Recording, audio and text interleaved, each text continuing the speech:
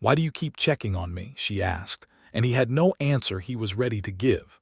The words hung between them like smoke from a distant fire, curling and shapeless, impossible to catch or explain away.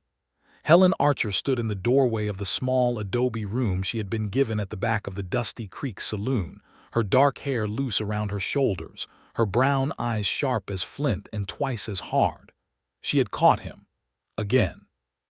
Standing just outside her window at midnight, his hat in his hands, his broad silhouette unmistakable against the pale Nevada moonlight. Jeremiah Lockhart was a man who had faced down outlaws, stared into the barrel of a Colt revolver without flinching, ridden through 3-day blizzards without complaint. But those eyes of hers reduced him to something raw and undefended, something he did not have a name for and was not sure he wanted. He opened his mouth. He closed it again. Well, her voice was not cruel, but it had an edge that could cut glass. She pulled her shawl tighter across her shoulders and stepped closer, not retreating the way most people would have, not giving him the comfortable distance that would have made it easier to lie. "This is the 4th night this week, Jeremiah. 4th. You think I have not noticed? You think I am some fragile creature too addled to see what is right in front of her?" "I never thought that," he said, and the honesty in those 4 words came out rougher than he intended, scraped raw from somewhere deep in his chest. "Then what?" she pressed. "Because from where I am standing it looks a whole lot like you are keeping watch over me, and I need to know why. I need to know if it is because you found out something, if there is danger I do not know about, if someone has been talking." Her jaw tightened, and in the darkness of the Nevada desert night, he could see the fear she was trying to disguise as fury. Or if it is something else entirely. The something else was the thing he could not say. Not yet. Maybe not ever. Because the truth was tangled up with secrets she did not know he held, and a promise he had made to a dead man, and a past that had followed him across 3 territories like a shadow that never shortened no matter how high the sun climbed.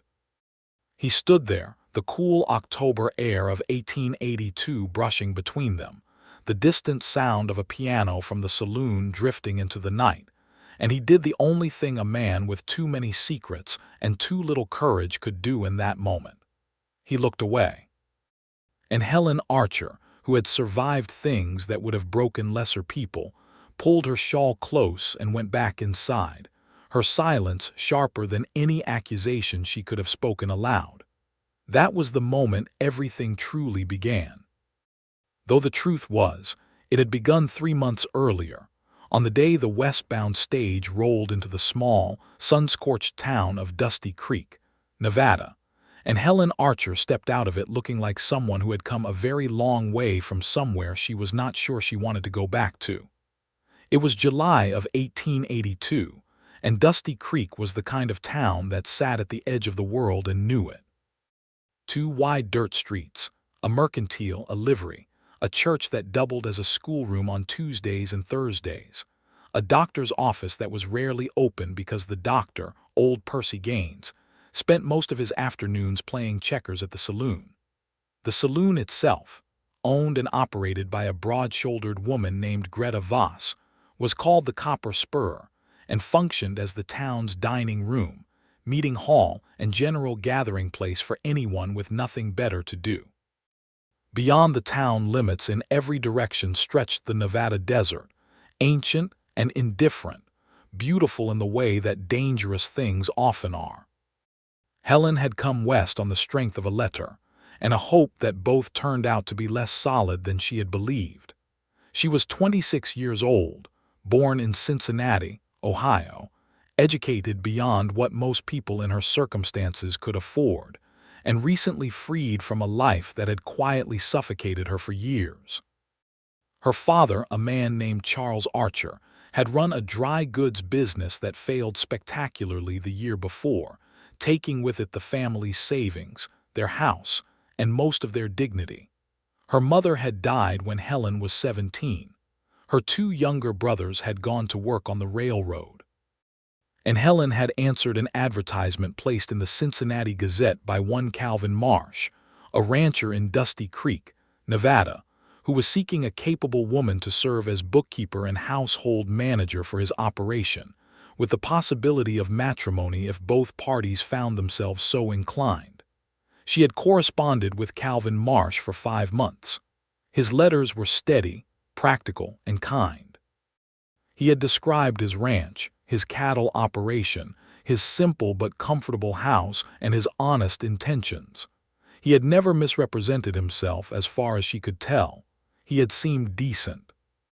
What he had failed to mention, and what Helen discovered approximately 2 hours after her stage arrived in Dusty Creek, was that Calvin Marsh had died of a sudden fever 6 weeks earlier, and no one had thought to write and tell her. She stood in the street in front of the stage depot, her 2 traveling cases at her feet, her ticket to a new life crumpled in her gloved hand, and stared at the man delivering this information. He was Calvin Marsh's foreman, a wiry fellow named Bud Crenshaw, who had the decency to look ashamed of himself even though the oversight was not entirely his fault. "There was a letter sent," Bud said, twisting his hat, "to Cincinnati. I wrote it myself. I reckon it must have missed you somehow if you had already started traveling."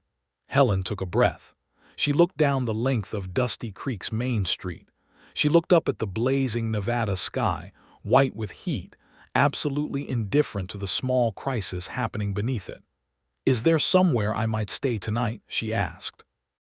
Bud Crenshaw brought her to Greta Voss, who took one look at Helen Archer standing in the doorway of the Copper Spur with her 2 cases and her ruined plan and said, "You need a room and a job by the look of you." "I would not say no to either," Helen replied. That was how it started for Helen. Greta gave her the small back room and put her to work keeping the saloon's accounts, which were a disaster, and helping serve meals during the supper hour, which Helen managed with a composure that impressed everyone who witnessed it. She was not fragile, and she was not helpless, and she had no intention of being rescued by anyone. She had, in fact, very strong feelings on the subject of not being rescued. Jeremiah Lockhart arrived in Dusty Creek 12 days after Helen did. He came on horseback, alone, riding a dark bay gelding that had seen hard miles but was well kept, fed, and obviously cared for the way a man cares for something that might save his life. He was 31 years old, lean in the way that comes from living lean rather than going without, with dark hair that curled slightly at the back of his neck and gray eyes the color of a sky deciding whether to storm.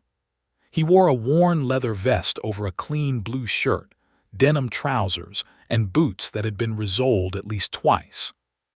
At his hip he carried a Colt single-action Army revolver that was well-maintained and holstered low, the way men wore them when they expected to use them and wanted to be honest about it. He rode straight to the Copper Spur, tied his horse at the rail, and went inside. Greta Voss, who had a talent for reading people the way other people read weather, watched him settle at a corner table and said quietly to Helen, who was setting out plates for the dinner hour, "That one has a story." "Most people do," Helen said without looking up. "His is longer than most," Greta said, "and I would wager most of it is dark." Helen looked then because Greta's instincts were rarely wrong, and she saw a man sitting alone at a corner table with his back to the wall and his eyes on the door, the particular posture of someone who had learned the hard way that threats came through entrances. He had ordered whiskey but was not drinking it. He was watching, thinking. He did not look at her when she brought the menu board around. He said "much obliged" in a voice that was low and even, the kind of voice that did not waste itself, and went back to watching the door. Helen thought nothing of him particularly, or so she told herself. The truth, which she was honest enough to admit only to herself much later, was that she noticed the exactness of him, the care he took, the stillness that was not passivity but something more purposeful, like a hawk on a fence post. She noticed, and she filed it away, and she went about her evening. It was not until the following morning, when Bud Crenshaw came into the Copper Spur looking for Greta and found Helen instead, that things began to complicate. Bud had news that changed the shape of Helen's situation considerably. Calvin Marsh's ranch, the Broken Spur, had a problem. Calvin had died without a clear will, and the ranch was now the subject of a dispute between Calvin's distant cousin from back east, a man named Gerald Marsh, who had materialized with remarkable speed after the death, and the claim of several workers and the local cattlemen's association who believed Calvin had intended the operation to continue as a cooperative. Gerald Marsh had arrived in Dusty Creek 2 days prior, hired a lawyer from Carson City, and was making very specific and very loud claims about the property. "What does any of this have to do with me?" Helen asked, though something in her stomach was already tightening. Bud looked at his boots. "Well, Miss Archer, Calvin talked about you before he passed. He talked about you a good deal, and he made some comments to a few of the men about his intentions, which is to say, he told at least 3 people that he planned to give you a position as a full partner in the bookkeeping and management of the ranch, with a written contract." Bud paused. There was a letter he had drafted, but it was never finished and never sent, so it means nothing legally. "No, ma'am, but Gerald Marsh has been asking questions about you, asking in the kind of way that makes a man's neck prickle." Helen was quiet for a moment. "What kind of questions?" "The kind that amounts to wanting to know how much you know about Calvin's finances, what you might have been told in letters, whether you have any documents." Helen had Calvin's letters. 18 of them, bundled and tied, in her traveling case. They contained nothing financially sensitive, nothing that could damage or aid anyone's legal claim. But the fact that someone was asking about them made her feel suddenly, unmistakably exposed. She was still thinking about this when Jeremiah Lockhart came downstairs for his breakfast. He sat at the same corner table.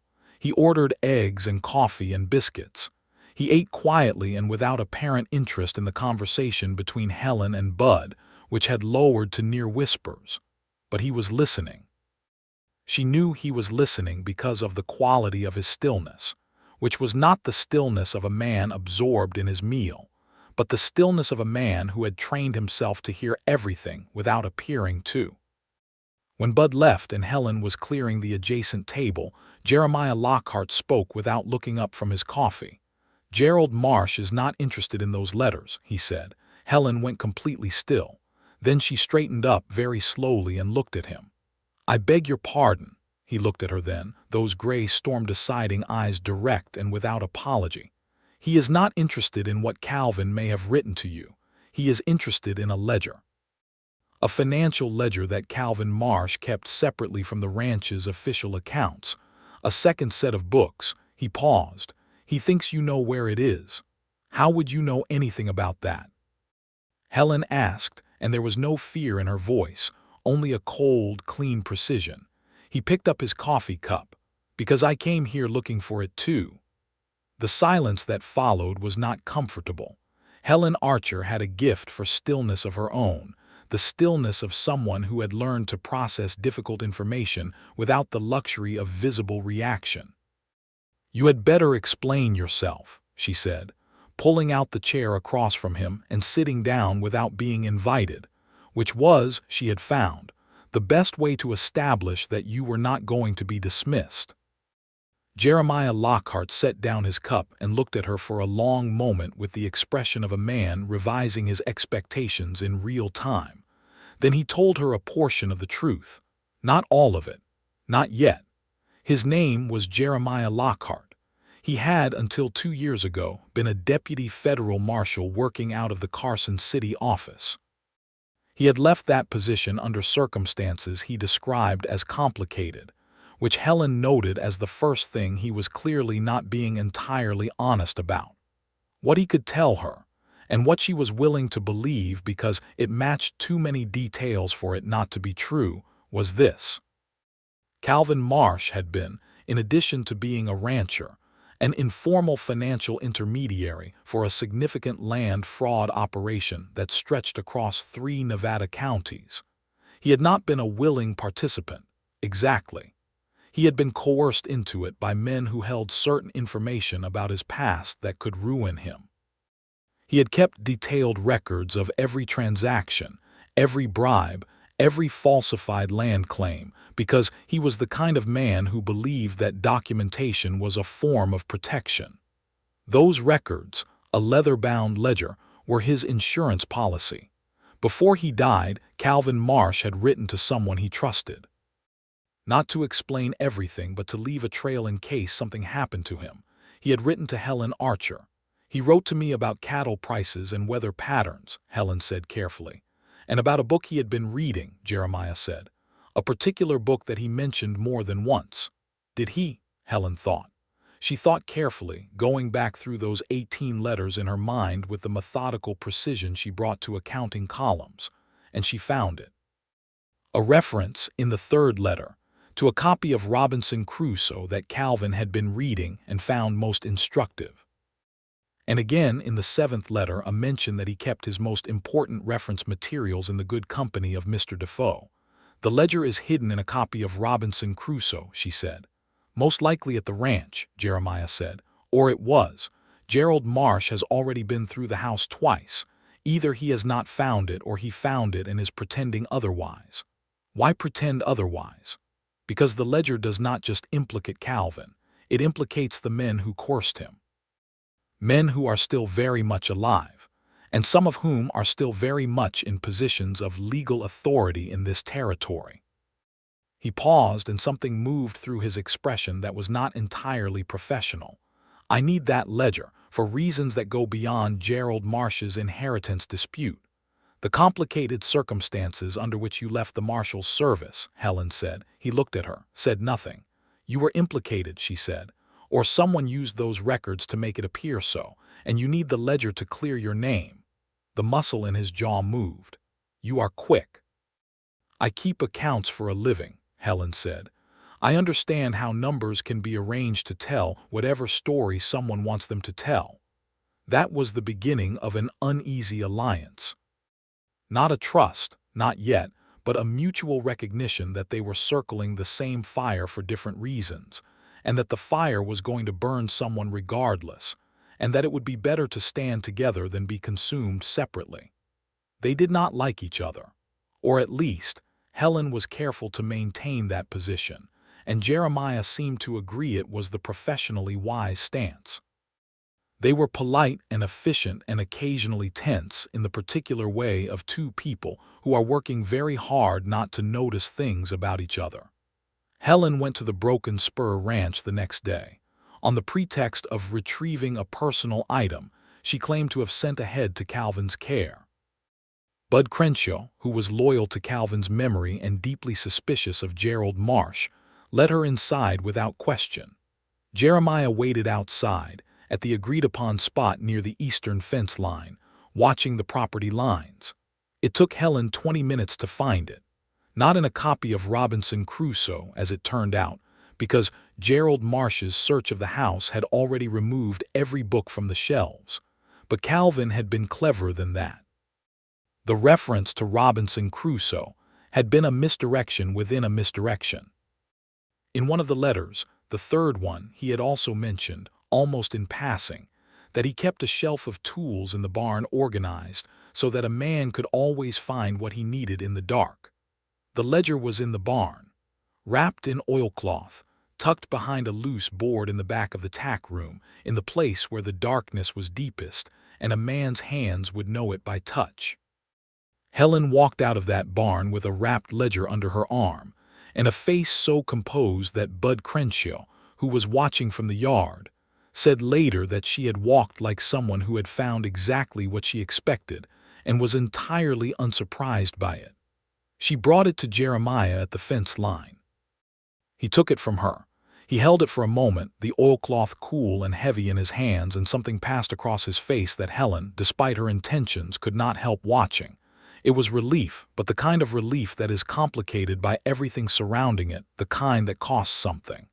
"You had better look at it," she said. "Make sure it is what you need." He unwrapped it carefully, with the same focused attention he gave everything, and opened it to the middle. He was quiet for a long moment, his eyes moving across the columns and dates and initials. "It is what I need," he said. "Good," said Helen. "Then I would appreciate knowing what exactly the plan is from here." He looked up at her, and she saw for the first time something in his expression that was not calculation or professional assessment. It was something that surprised him, she could tell, the way a man looks when he has been caught off guard by a feeling he had not made room for. He looked away quickly, the way people do when they catch themselves looking too long. "I need to get this to a federal contact in Carson City," he said. "A man I trust who is not part of what was happening, a judge named Harlow. Once it is in his hands, the case can move forward without me having to be directly involved.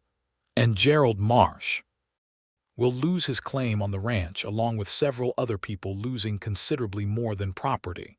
How long will it take? 2 weeks if everything goes as it should." He hesitated. "In the meantime, I do not think you should be at the Copper Spur alone." Helen looked at him levelly. "I have been managing alone for quite some time, Mr. Lockhart." "I do not doubt it," he said. "I also know that Gerald Marsh has 2 hired men who are not particularly selective about how they conduct their employer's business." A pause. "I will stay close. You will not necessarily see me, but I will be close."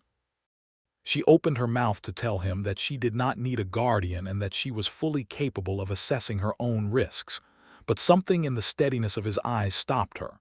Not because she was afraid, but because the offer was genuine, and genuineness was something she had learned to recognize and not waste. "Stay close if you need to," she said. "But do not hover." He nodded. That was all. What she did not know, and would not learn until much later, was that there was a second reason for his attention. A reason that had nothing to do with the ledger or Gerald Marsh's hired men or the fraud case, and everything to do with a promise. Calvin Marsh, in the weeks before his death, had written a letter that did get sent and did arrive where it was intended. He had written it not to Helen, but to Jeremiah Lockhart, whom he had known years before, through the complicated overlapping world of law enforcement and frontier commerce in Nevada Territory. Calvin had known Jeremiah was honest.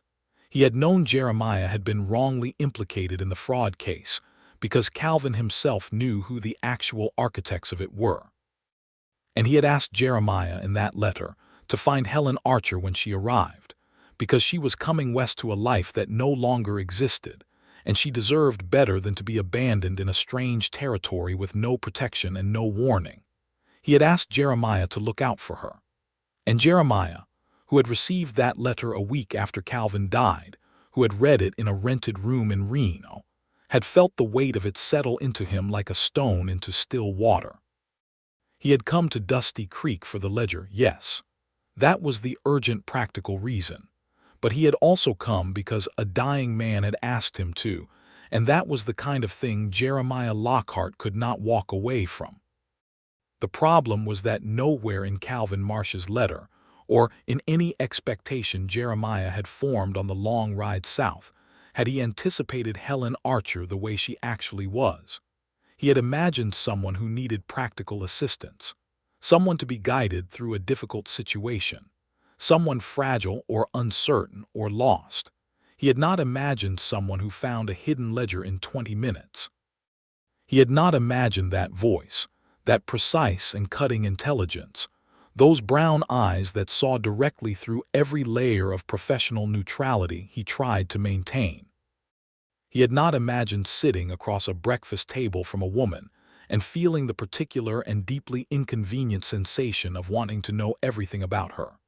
That sensation was the hidden motive he was most afraid of, because it was not part of the plan, because it complicated everything, because Helen Archer had come west to build her own life on her own terms, and the last thing she needed was a man with a dark past and a compromised name attaching himself to her survival. So he stayed close, as promised, and he was careful not to let her see it most of the time, and he told himself it was duty and obligation and the weight of a dead man's letter. He managed to believe this for approximately 2 weeks. During those 2 weeks, things happened that neither of them had planned for. Gerald Marsh made his first aggressive move on the 10th day, when his 2 hired men, a thick-necked fellow called Dade and a quieter, more dangerous one called Rivers, came into the Copper Spur during the lunch hour and positioned themselves at the bar in a way that made every other patron uncomfortable. They were not looking at Helen directly. They were making themselves visible. It was a warning without words, the frontier equivalent of placing a boot against a door. Helen served their meals without trembling and without looking at them any longer than courtesy required. She did not go to find Jeremiah. She went instead to Greta Voss, who listened to the situation with the expression of a woman who had run a saloon in Nevada for 15 years and had handled worse than 2 hired men making themselves conspicuous. Greta sent her 15-year-old nephew to find Jeremiah at the livery, where he had been repairing tack. He arrived at the Copper Spur 12 minutes later, came through the back door, and appeared at the end of the bar as if he had simply decided to stop in for coffee. His presence was enough. Dade and Rivers looked at him, and something passed between the 3 men that was older than words, a territorial acknowledgement, a measuring of intent. Dade said something low to Rivers. They finished their meals, paid, and left. "You know them?" Helen asked Jeremiah, refilling his coffee without being asked. "Dade worked for a man named Cutter in Tonopah 2 years ago," he said. "Cutter was connected to one of the land claims in the ledger. Dade knows who I am. That is either useful or a problem." "Both, usually," he said. "Are you all right?" She had looked at him then at the directness of the question. Most people, when they asked if she was all right, were performing concern. The way he asked it was different. It was a real question requiring a real answer. "I am perfectly fine," she said, "but I would prefer they did not come back." "I will speak to Greta about having the sheriff keep an eye on things," he said. "Whitmore owes me a favor." Helen had not known he knew the sheriff. She filed that away. Jeremiah Lockhart had more connections in this territory than he had let on, which meant his departure from the marshal's service had not severed every relationship, which in turn meant that his situation was more recoverable than he perhaps believed. She thought about this more than she intended to over the following days. On the 14th day, the sheriff's deputy brought news that Gerald Marsh's lawyer had filed the land claim formally in Carson City. The competing claim from the Cattlemen's Association had also been filed. The matter was now before the territorial court, where it would sit for weeks or months while both sides prepared their arguments. Jeremiah had been in contact with Judge Harlow. The ledger had been duplicated, a precise copy made by Helen herself, because she had a gift for accurate transcription, and the original had been sent to Carson City by the most trustworthy courier Jeremiah could arrange, a woman who ran the postal relay and had no interest in anyone's politics. The legal machinery was moving. It was slow, as legal machinery always is, but it was moving. Jeremiah should have left.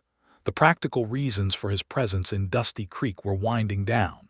He could ride to Carson City, meet with Judge Harlow directly, begin the process of clearing his name, and leave Helen Archer to the life she was building at the Copper Spur. He did not leave. He told himself there were still reasons to stay. Dade and Rivers had not left town. Gerald Marsh was still present and still asking questions. The situation was not fully resolved. It would be irresponsible to go before it was. Every one of these reasons was true. None of them was the whole truth. The whole truth was that Helen had started teaching herself to ride a horse. This was not, objectively, a significant event.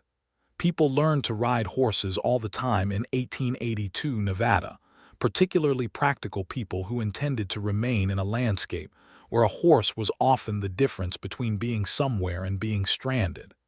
Helen had grown up in Cincinnati, where horses were for carriages, and she had never had occasion to learn.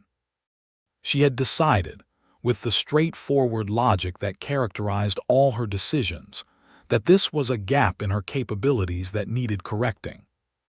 She went to the livery on a Tuesday morning and paid old Jim Perkins 50 cents to give her lessons in the enclosed corral. She was not naturally gifted at it. The first lesson ended with her sitting on the fence rail looking at the horse with an expression of profound mutual skepticism. The second lesson went better. By the third, She was walking the horse in circles and managing it with the same careful precision she brought to double-entry bookkeeping. Jeremiah had seen the first lesson from the street. He had stopped walking and stood watching for longer than was reasonable, watching the particular way she tackled a challenge, the attention she gave it, the refusal to be discouraged, the focus that was so complete it was almost its own kind of beauty. He had started coming by the livery on lesson days on various pretexts. Once to check on his own horse, once to ask Jim about a loose shoe, once with no pretext at all, which Helen eventually noticed. That was when she asked him, for the first time, why he kept coming around. He gave her a partial answer that time. He said he wanted to make sure she was safe, which was true but not complete, and she accepted it with a narrow look that told him she knew it was not complete but was choosing not to press. The riding lessons became, quietly, something else. On the fourth lesson, Helen had asked Jeremiah, who was leaning on the corral fence with his arms crossed and that particular quality of watchfulness that she had stopped pretending not to notice, if he would help her practice at a faster pace. Jim, who was patient and kind but not a young man, tired quickly at anything beyond a walk. Jeremiah had looked at her for a moment with that expression she was beginning to recognize, the one where he was revising his intentions, and then he had come into the corral. He did not ride beside her. He talked her through it from the ground first, explaining with a clarity and patience she had not expected how to use her legs, her seat, her hands, the communication between a rider and a horse that is more feel than command. He used no condescension. He spoke to her the way someone speaks to a capable person learning a new skill, directly and with respect. When she moved the horse into a trot for the first time and managed it for half a circle without losing her balance or her composure, the expression that crossed his face was something she had not seen on him before. It was open, unguarded, something close to delight. He controlled it quickly, the way he controlled everything, but she had seen it. She thought about that expression for the rest of the afternoon. They fell into a pattern over the following weeks that neither of them named, because naming it would have required acknowledging what it was, and neither of them was ready for that yet. In the mornings, Jeremiah ate breakfast at the Copper Spur. Helen brought his coffee. They talked, sometimes about practical things, the progress of the case in Carson City, the movements of Gerald Marsh and his hired men, the news coming in on the stage from the wider territory. Sometimes the conversation drifted further. She asked him once about the places he had been, and he described them with the spare, precise language of someone who has seen too much to romanticize it, but who retains, despite himself, a genuine feeling for landscape. She told him about Cincinnati, about her father's business, about the particular peculiar freedom of having a plan fall apart, and discovering that the absence of a plan was not the disaster she had been afraid it would be. He listened to her the way very few people had ever listened to her, with full attention, without waiting for a pause to redirect to himself, without the subtle condescension she had encountered her whole adult life from men who assumed a woman's conversation was essentially decorative. In the afternoons, on the days she was not working the supper accounts, she rode. He was often there, not always, but often. He taught her to canter, and then to ride across the open desert behind the livery, where the flatness of the land made a first-time rider's mistakes relatively forgiving. She learned quickly, and he said so without embellishment, and she valued the honesty of it more than any flattery. In the evenings, he was there. She did not always see him, but she knew he was there. She had begun to feel it before she saw the evidence, which unsettled her. She was not the sort of person who felt things without evidence. She was the sort of person who worked from what was demonstrable and did not trust impressions. And yet there it was, the particular quality of the Copper Spur's nighttime quiet that told her he was nearby. The weight of attention in the air outside her window that was not threatening but protective. The faint creak of a board on the back porch that she had started listening for without meaning to. On the night she finally turned around and asked him directly, the fourth night of the fourth week of this arrangement, She had been awake for 2 hours already, not from fear, from the particular exhausted restlessness of a person who has been trying very hard not to know something they already know. She went to the window. She looked out. He was there, and she asked him why he kept checking on her. The morning after the confrontation at the window, she came downstairs and found him at his usual table. He did not look like a man who had slept well. She did not feel like a woman who had slept well. They regarded each other for a moment across the empty saloon in the early morning light, and then Helen poured herself a cup of coffee and brought the pot to his table and sat down. "You owe me the full truth," she said. "Not the practical reasons, not the ledger, not Gerald Marsh's hired men. The full truth." Jeremiah wrapped both hands around his coffee cup and was quiet long enough that she thought he was going to refuse. Then he told her about Calvin's letter. He told her everything. He told her about the promise. He told her about how he had come to Dusty Creek carrying two purposes, the ledger and her, and how the second purpose had been the one he had tried not to look at directly, the way you do not look directly at the sun. When he was finished, the saloon was still quiet, and the morning light was coming in yellow and long through the windows, and Helen Archer was looking at him with an expression he could not fully read, which was unusual for him. "You came because a dying man asked you to watch over me," she said. "Yes." "And you stayed," she said, "because—" He met her eyes. He did not look away this time. "Because of you," he said.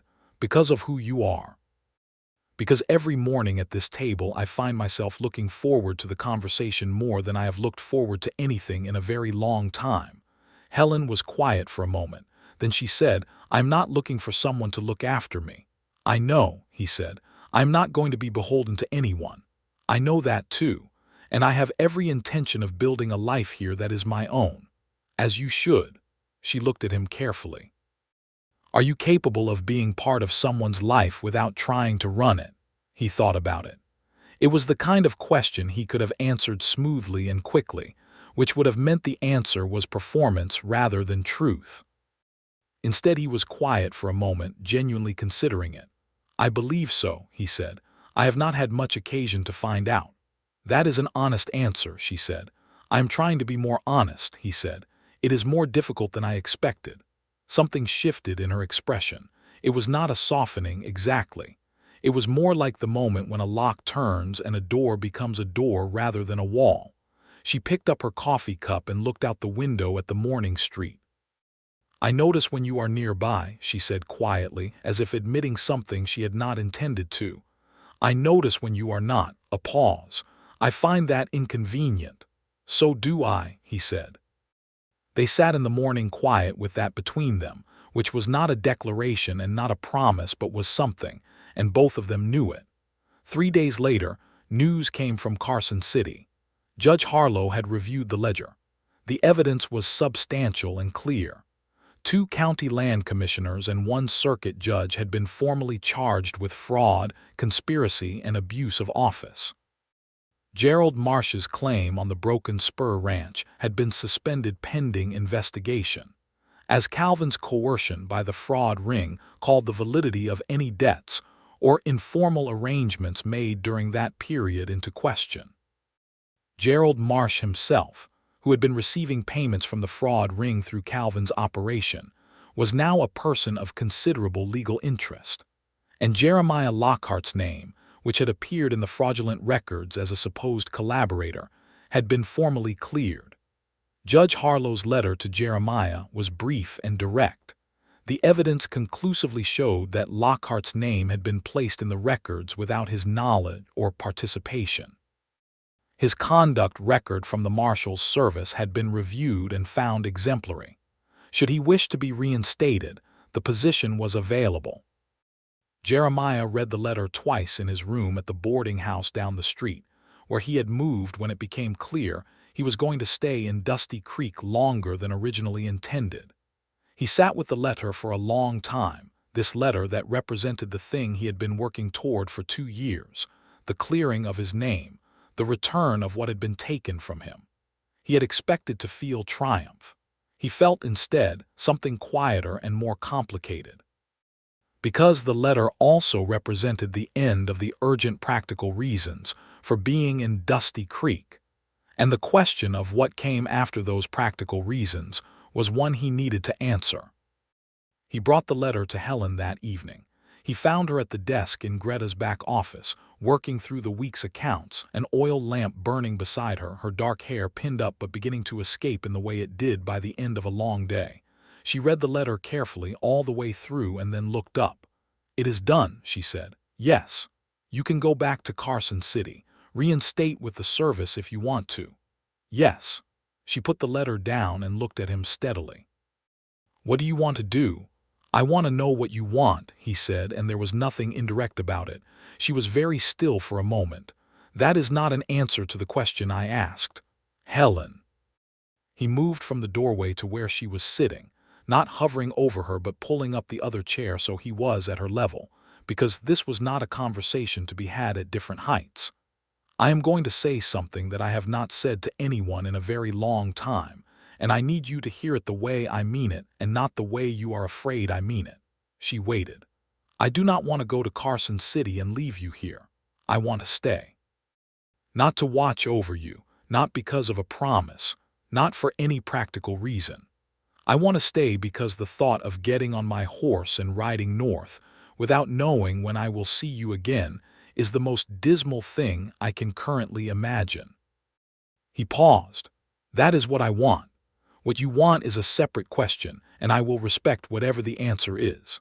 Helen Archer, who had very strong feelings about independence and not being rescued and building her own life on her own terms, looked at this man who had offered her an honest declaration with none of the bravado or assumption that usually accompanied such things from men, and she said nothing for long enough that he thought he had miscalculated terribly.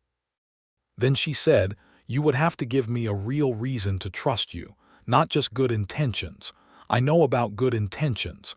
I need to see the kind of person you are over time." "That is fair," he said. "And I will not give up anything I am building here. My work with Greta, my independence, my own judgment about my own life." "I would not want you to," he said. "And you are going to have to stop being so guarded," she said, with a directness that landed somewhere warm and aching in his chest. "The thing where you control your expressions and keep everything behind a wall. I cannot be with someone who is always managing what I am allowed to see." He looked at her. He thought about how long he had maintained that wall, how necessary it had seemed, how much of himself he had put behind it in the years of the fraud case and the destroyed career and the long solitary riding across territories that did not care about any of it. "That is going to take me longer than I would like," he said honestly.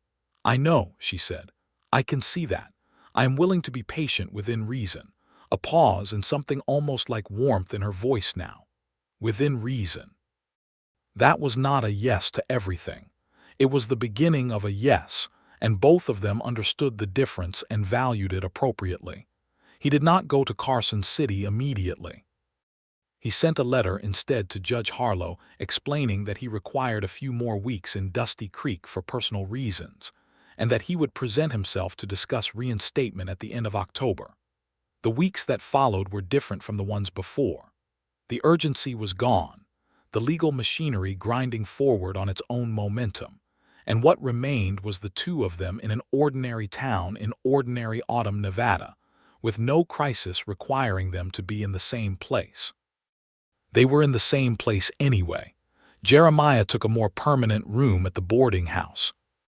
He helped Bud Crenshaw winterize the broken spur for the period while the inheritance dispute was being resolved, which was practical work that suited him and gave him purpose in the town. He was good with his hands, patient and thorough, and the other hands at the ranch took to him without ceremony, which was how trust worked in working communities, quietly and through demonstrated reliability. Helen's life expanded in the way a plant does when it has been moved from a small pot to open soil. Her bookkeeping work for the copper spur became known, and two other businesses approached her for similar assistance. She took them both on, managing the livery's accounts and the mercantile's quarterly reconciliation with the same precise intelligence she brought to everything.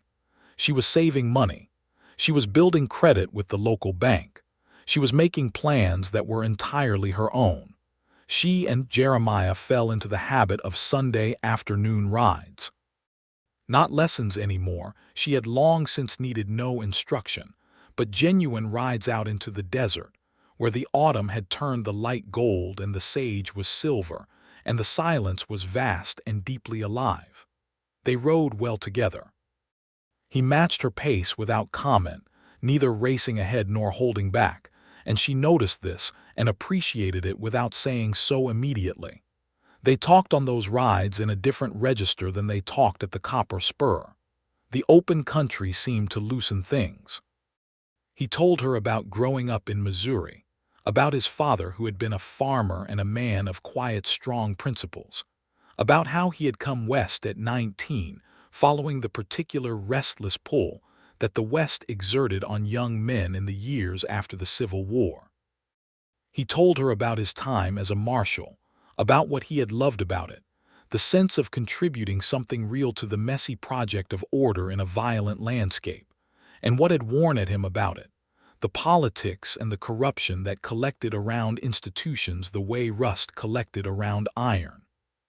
She told him about her mother, the woman who had raised Helen and her brothers on very little and enormous dignity, who had made books and education a priority even when money was thin, who had died before seeing any of the things she had worked toward.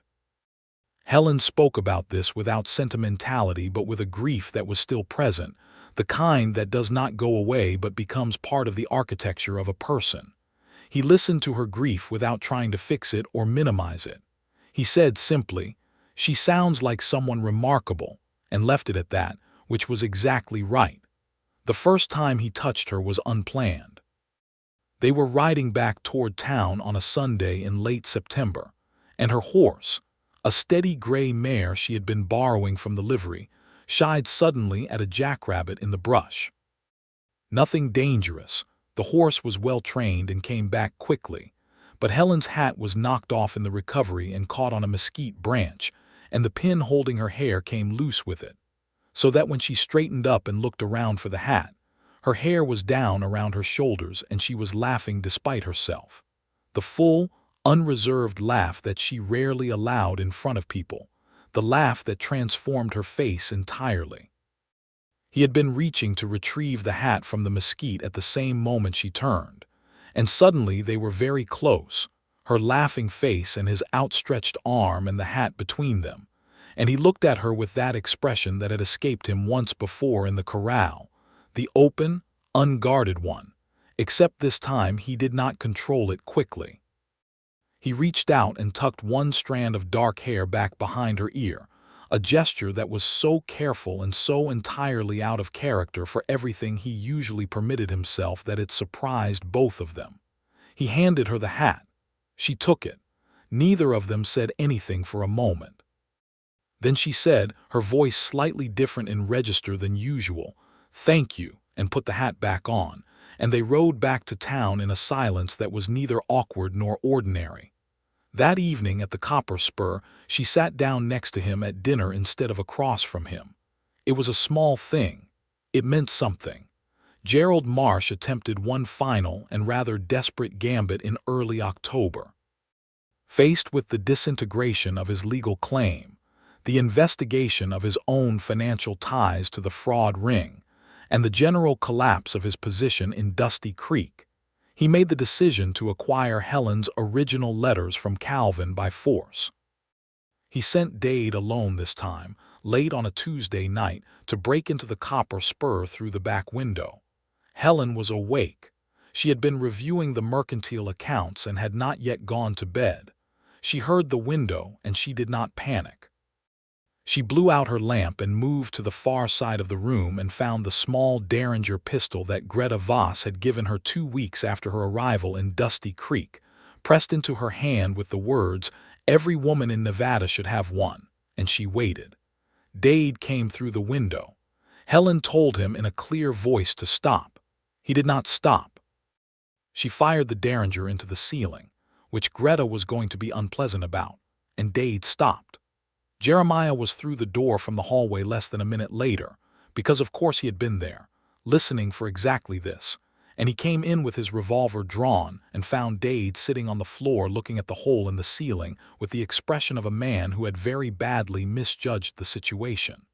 Sheriff Whitmore arrived 8 minutes after that, and Dade was in custody before midnight.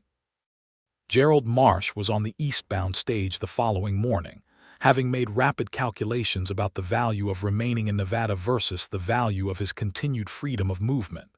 He left behind his legal claim, his hired men's loyalty, and any further interest in the broken spur. Rivers, the quieter one, had already been gone for 2 days. Jeremiah, standing in the early morning street watching the stage pull away, turned to find Helen at his shoulder. "It is over," she said. "Yes," he said. She looked at him sideways. "You knew Dade was going to come last night. I suspected, and you stationed yourself in the hallway rather than telling me and letting me prepare." He paused. "I thought if I told you what I suspected, you would insist on handling it differently. I handled it quite effectively on my own for the first 60 seconds, she observed. "You did," he said, with something that was both rueful and genuinely proud. "You absolutely did. Next time," she said, "tell me what you know. I am your partner in this, not someone to be managed around." The word partner landed between them, neither of them having used it before and both of them aware of the weight it carried. "You are right," he said. "I am sorry." She looked at him. "You are getting better at this," she said, with the particular warmth in her voice that she had stopped trying to fully conceal. "The honesty, the not managing. You are a good teacher," he said. She shook her head slightly, but she was nearly smiling. The day before he was supposed to leave for Carson City, they went on one last Sunday ride. It was the 15th of October, and the Nevada desert in that particular late-season light had the color of old gold and the smell of cooling sage and the faint, dry sweetness of things winding down toward winter. They rode north of town, to a place where a seasonal creek had carved a shallow canyon in the desert floor, and there were cottonwood trees turning yellow, brilliant against the red rock, the kind of color that seemed almost impossible in so much ochre and gray. They stopped there by mutual unspoken agreement and let the horses graze and sat on the pale stone beside the dry creek bed. Jeremiah had something he needed to say. He had been composing it and discarding it for 3 days. "I am going to Carson City tomorrow," he said. "I know. I have to meet with Harlow, sort out the reinstatement or not depending on what makes sense." He looked at the yellow cottonwoods. "I have to decide what I want my life to look like from here." "Yes," she said. "I know what I want," he said. "I told you that before. I told you I do not want to leave. What I did not tell you because I was not ready to say it and maybe I was being careful in the wrong ways, is that what I mean when I say I want to stay is not just proximity." He looked at her then, directly. "I mean a life. I mean, if you will have me eventually, in whatever form you determine is right and on whatever timeline makes sense to you, I mean something permanent." Helen was looking at the cottonwoods. She was quiet for long enough that the horses lifted their heads and looked around and went back to grazing. "I have been making plans," she said, "for this place. Greta has talked about eventually wanting a partner in the business, not just an employee, an actual partner with a stake. And I have been thinking about taking on more bookkeeping clients, possibly hiring a girl from town to help with the numbers so I can take on the consulting side, the actual financial advising for the ranches and businesses, not just the accounts maintenance." She paused. "I am telling you this because I want you to understand that whatever I decide about you, it is not contingent on you. I have a life here whether you are in it or not." "I know that," he said. "I would not want it any other way." "I am telling you this," she continued, "because I want you to know that when I say yes to something, I am saying it from a place of choosing it, not from a place of needing it. There is a difference." "A very important difference," he agreed. She turned to look at him. "Yes," she said simply. He took a moment to be sure he understood. "Yes to what specifically?" "Yes to the life," she said. "Yes to the permanent thing. Yes to figuring out what that looks like together." A pause. "That is what I mean." He reached out and took her hand. She let him. Her hand was smaller than his, but not by much, and not soft the way decorative hands are soft. These were hands that worked. I will come back from Carson City as quickly as I can manage, he said. I know you will, she said. He brought her hand up and pressed his lips to her knuckles, a gesture that was old-fashioned and deliberate and came from somewhere in him that was more feeling than calculation. She watched him do it. Jeremiah, she said. Yes. I notice when you are nearby, she said, echoing what she had told him months ago. I have stopped finding it inconvenient. He looked at her, and for the first time in as long as he could remember, he let everything he was feeling sit plain on his face without pulling it back. He let her see the depth of it, the gratitude and the warmth and the very serious, very careful beginning of love. She looked at it and did not look away. He left for Carson City the following morning. He said goodbye to her at the Copper Spur, briefly and without drama, because they were both people who did not require drama, and she stood in the doorway in her work clothes and her practical hair and watched him ride out, and he turned once and looked back at her, and that was all. He was gone for 3 weeks. Those 3 weeks were eventful in Carson City. He met with Judge Harlow, who was a precise and perceptive man with no patience for wasted time, and the meeting went well. The formal reinstatement to the Federal Marshal's Service was offered. Jeremiah thought carefully about it, and then declined the active field position, accepting instead a consultative arrangement as a marshal's investigator, which would allow him to work cases on contract from a fixed location rather than riding a circuit. This was a relatively new arrangement that Judge Harlow was advocating for the territory, skilled investigators based in communities who could work cases that originated locally. Jeremiah explained that he intended to be based in Dusty Creek. Harlow raised an eyebrow. Jeremiah did not elaborate, but something in his expression must have communicated enough, because Harlow had the grace to simply say, "Settle the paperwork by the end of the month," and that was that. He also, in Carson City, found a shop that sold books and spent an hour there, and when he left he was carrying a particular volume that he thought would make a good present, for reasons that were private and somewhat pointed. He arrived back in Dusty Creek on the 5th of November, 1882, which was a cold, clear day with the kind of sky that Nevada does in November, deep and hard and unreasonably beautiful. He found Helen at her desk in the Copper Spur's back office, doing what she was always doing, working with numbers, her brow slightly furrowed in the way that meant she was rechecking something, a column that was not adding to her satisfaction. "You are back," she said without looking up. "I am back," he said. She looked up then, and whatever she saw in his face, perhaps the relief of it, the simpleness of being back in the right place, she closed the ledger and stood up. He set the book on her desk. She looked at it. It was Robinson Crusoe. She looked at it for a long moment, and then she looked at him, and something passed across her face that was not the laugh exactly, but was from the same place as the laugh, the unguarded place, the place where she was entirely herself. "You are absurd," she said. "A little," he agreed. She picked up the book. She looked at him over it. "Did you sort out your business in Carson City?" "I did, and I will be here," he said. "Consulting work for the marshal's office based here. Enough work to be useful and not so much that I am gone constantly." She nodded slowly, absorbing this. "Greta has agreed to the partnership," she said. "I will be a partial owner of the Copper Spur by the 1st of the year, and I have 6 bookkeeping clients and 2 ranches that want proper quarterly financial advice." "That is remarkable," he said, and meant it. "Yes," she agreed simply. "It is."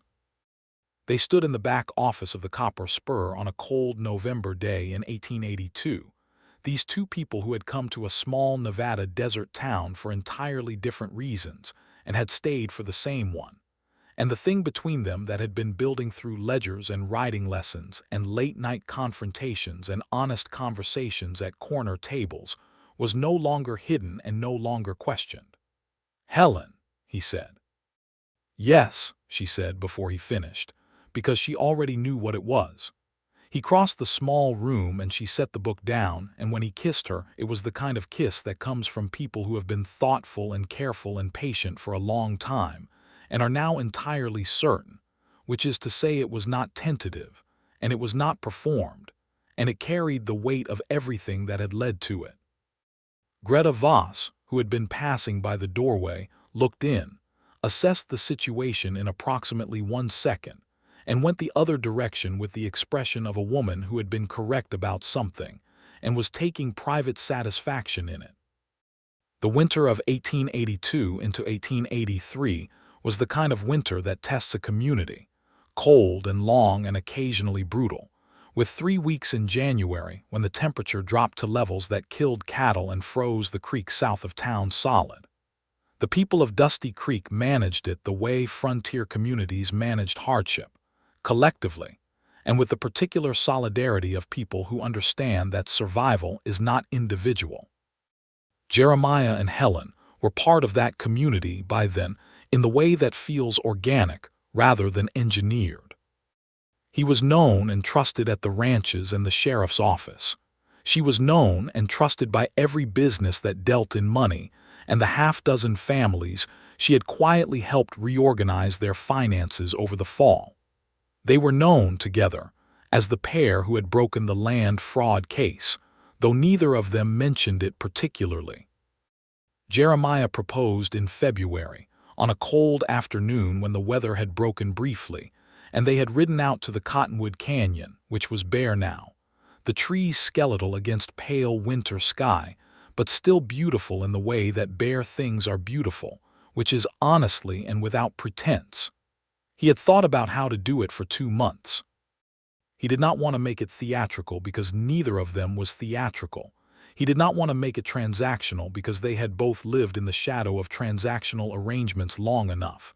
He wanted to make it honest. He stopped his horse at the canyon rim and said, "I want to ask you something." She stopped beside him, waited. "I want to marry you," he said, "not because it is practical or expected or the next logical step in anything. Because you are the person I most want to be with, and have been since about the 3rd week after I met you, though I was too guarded to let myself know it for some time after that." He paused. "You have made me better at being honest. I want to spend a long time getting better at it." Helen looked at the bare cottonwood trees for a moment. "I have been thinking about this too," she said. "And I have conditions," she said. "Not many, and you already know them, but I want to say them aloud." "Say them," he said.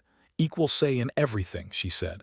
"Every major decision. Money, where we live, what we do, whether we take on cases or clients or anything else. Equal." "Agreed." "My work does not diminish when we have children," she said, with the particular steadiness of someone who has thought this through carefully. "We make it work together." "Agreed without reservation," he said. "And you keep working on the wall," she said, her voice softer now. "You keep letting me see you." He looked at her in the pale winter light. "Every day," he said. "Every day I will try." She looked at him for a long moment with those brown flint eyes, and then she said, "Yes, Jeremiah, I will marry you."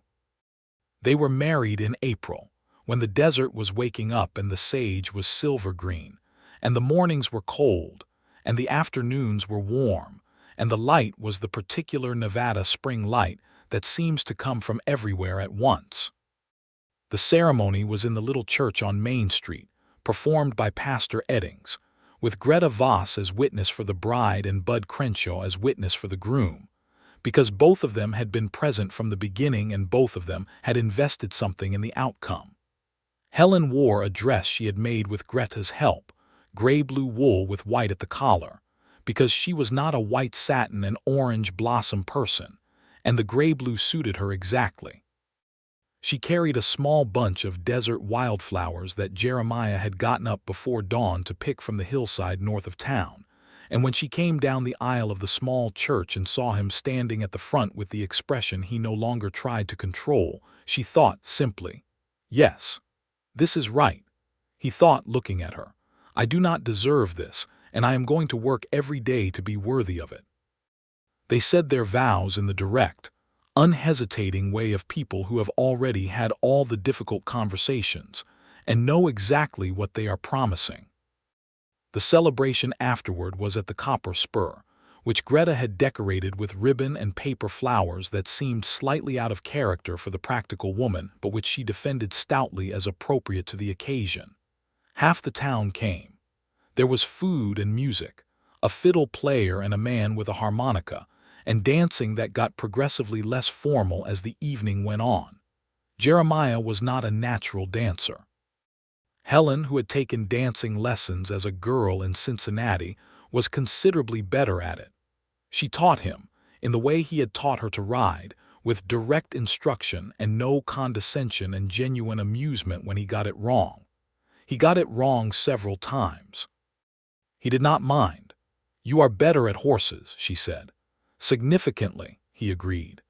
"Good thing I do not need a dancing partner for everything," she said, which made him laugh, a real laugh unguarded that made several people nearby look over with the particular fondness people have for seeing a guarded person laugh genuinely. They moved into a small house on the northern edge of Dusty Creek that had been empty since the previous winter. It was modest, 2 rooms plus a kitchen, with a covered porch that faced east and caught the morning light, and a small stable at the back. Jeremiah repaired the fence and re-roofed the stable and built Helen a proper desk in the larger room, a serious working desk with good drawers and enough surface for ledgers and correspondence and whatever else she needed. She planted a kitchen garden. He was skeptical of its prospects in the desert climate. She proved him wrong. His investigative work for the marshal's office brought 2 significant cases in the first year, neither of which required him to be away from Dusty Creek for more than a week at a time. He was methodical and thorough, and his reputation spread through the territory as someone who was both effective and trustworthy, which in the legal landscape of 1880s Nevada was a combination rare enough to be remarked upon. Her business grew. By the end of 1883, she had 11 regular clients, and a young woman named Martha Duggan working part-time to handle the routine account maintenance, freeing Helen for the analytical and advisory work she found most interesting. The Broken Spur Ranch, which had finally been settled in a territorial court ruling that awarded the property to the Cattlemen's Cooperative in recognition of Calvin Marsh's coerced participation in the fraud, became one of her most significant clients, which gave her a private satisfaction she was too professional to express openly. She expressed it to Jeremiah, who understood without requiring explanation. In the late autumn of 1883, Helen told Jeremiah she was pregnant. She told him in the morning at breakfast directly the way she told him everything. She watched his face. The wall was considerably lower than it had been a year ago. She could see everything. Shock and the joy and the slight alarm and the settling of the alarm into something that was not quite calm but was beginning to be, and then the particular expression that she had come to love most of all, the open, unguarded one, the one that looked like everything he was trying to be. He crossed the kitchen and held her face in his hands and looked at her for a long moment. "Are you well?" he asked. "I am perfectly well," she said. "And you are happy about this?" "I am very happy about this," she said. "Are you?" "I am terrified," he said, "and the happiest I have ever been." He paused, both at the same time. "That sounds about right," she said. He kissed her forehead and then kept her face in his hands a little longer than strictly necessary, looking at her with that expression, and she let him.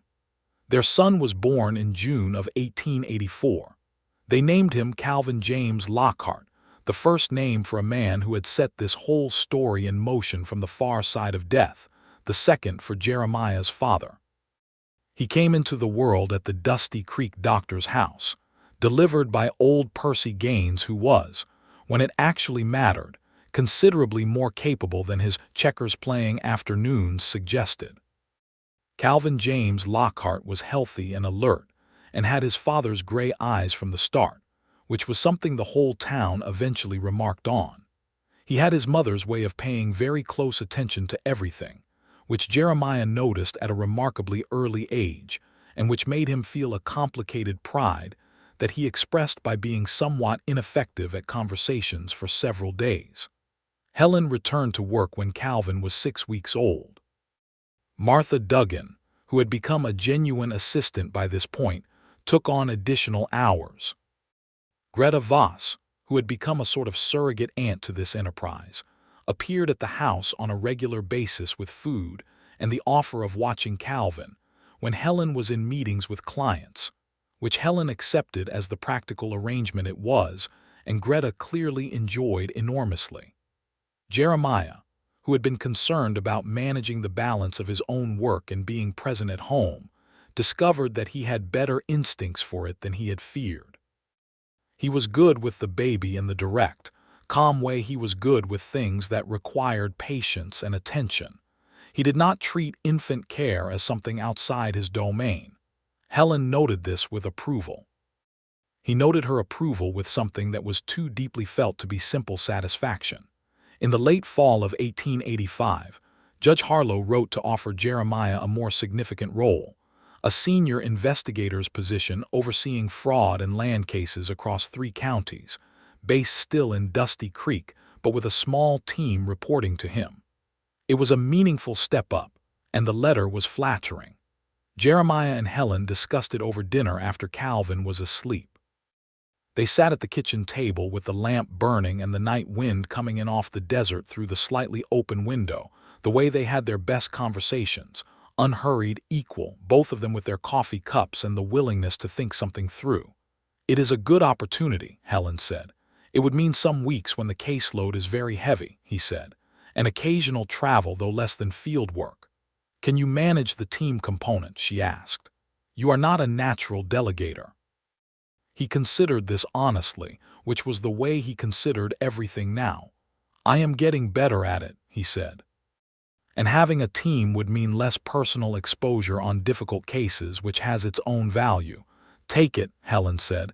"You should take it. It is what you are good at and it is meaningful work." "You are sure? We will sort out the scheduling," she said. "We have sorted out harder things." He took the position. She was right that they sorted it out. The scheduling, the division of attention, the management of a small household and 2 substantial careers, and a small person who was developing opinions about everything with what Jeremiah privately considered an alarming degree of his mother's precision. They sorted it all out the way they did everything, directly and practically, and with the ongoing project of genuine partnership that required, as Helen had told him at the very beginning, equal say and equal effort and the willingness to keep working. The winter of 1886 brought a second pregnancy, and a second birth in the late summer, a daughter this time, small and fierce and clear-eyed, whom they named after Helen's mother, Margaret. She came with the same lungs and disposition that suggested she was going to be as much work, and as much joy as everything else they had undertaken together. Dusty Creek grew in those years, as Nevada grew, slowly and with the particular frontier mixture of optimism and realism. The railroad came closer. A school was established properly, no longer in the church, with an actual schoolteacher brought in from Sacramento. New families arrived. Some of the old ones moved on. The Copper Spur remained, with Greta presiding over it with the authority of a woman who had been present for everything and forgot nothing. Helen's stake in it became a source of both income and identity, the Copper Spur being the first thing she had claimed as her own in this territory, and she was loyal to it even as her own consulting firm grew into something considerably more substantial. Jeremiah's investigative team developed a reputation across the territory that eventually drew attention from the federal level, which led to a formal commendation, and more practically, better funding, and 2 additional staff. He managed this growth with the same methodical care he brought to everything, delegating to people who deserved it, staying close to the work, keeping himself honest about what he knew and did not know.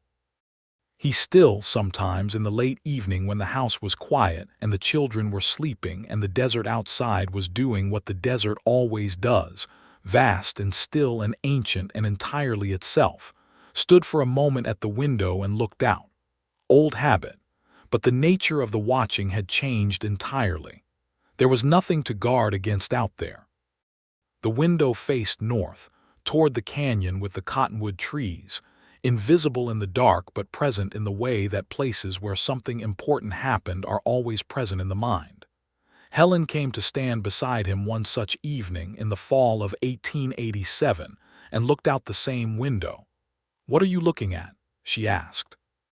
Nothing in particular, he said. The night. She leaned against his shoulder. He put his arm around her. 5 years ago, she said, I stepped off a stage in this town with 2 bags and a ruined plan. And I arrived 12 days later, he said, with a horse and a letter from a dead man. A dead man who had unexpectedly good judgment, she said. Exceptionally good judgment, Jeremiah said, in at least 2 matters. She was quiet for a moment, comfortable against his side, looking at the dark Nevada night. Do you think about Carson City, she asked. What you might have done if you had taken the full reinstatement, stayed in the city? Sometimes, he said honestly. Less than I used to. It was the life I knew. This is the life I chose, which is different. A pause. I do not miss what I chose against. Good, she said. Neither do I. She tilted her head slightly to look up at him. Even when Calvin is impossible and Margaret has decided she will not sleep and the Broken Spur Ranch sends me accounts that look like they were kept by someone with their eyes closed.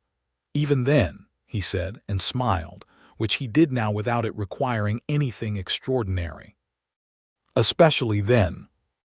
She laughed, the full, unreserved laugh, the one from the unguarded place, and he held her closer.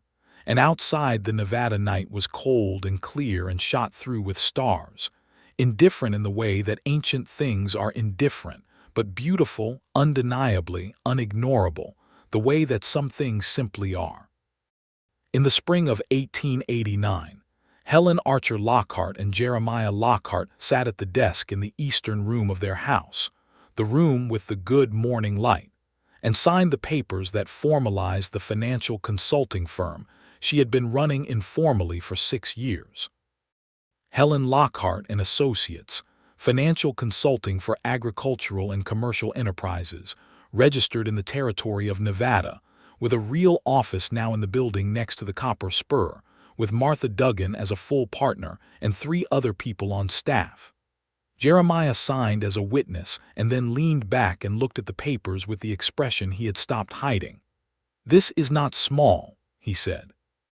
No, she said, with the particular satisfaction of someone who has done a thing exactly as they intended and sees it clearly. It is not.